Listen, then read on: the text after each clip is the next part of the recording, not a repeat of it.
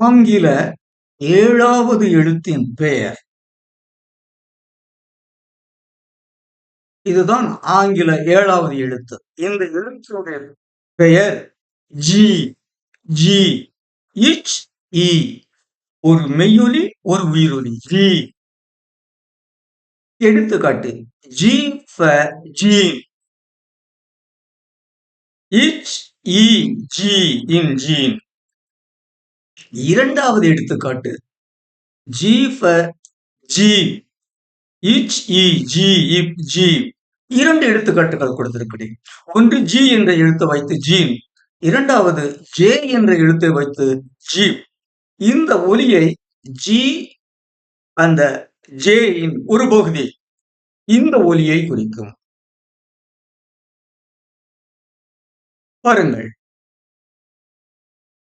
G word example, எடுத்துக்காட்டுகள்: G, G, Jesus, jeans. எனவே இந்த ஜி என்ற எழுத்திற்கு கேர்ள் என்ற எடுத்துக்காட்டு, கேர்ள் என்ற சொல்லை எடுத்துக்காட்டாக கூறுவது முறையான சரியான எடுத்துக்காட்டு ஆகாது.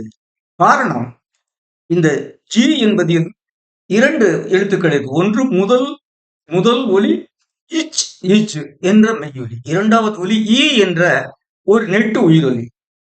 ஆனால் இந்த கேர்ள் என்ற சொல்லின் முதல் ஒலி இக் என்ற மெய்யொலி. எனவே இந்த இக் என்ற மெய்யொலி இச் என்ற மெய்யொலிக்கு எடுத்துக்காட்டாக அமையாது.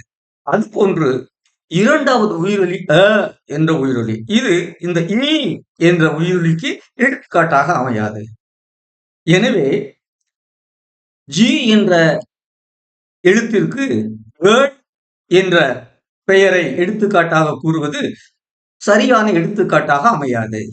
So, G for girl is not an apt example. Is not an apt example.